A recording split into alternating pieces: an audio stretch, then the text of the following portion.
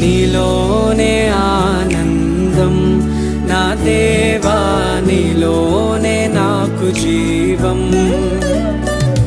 నిన్న నేడు నిరంతరం మారని దేవా,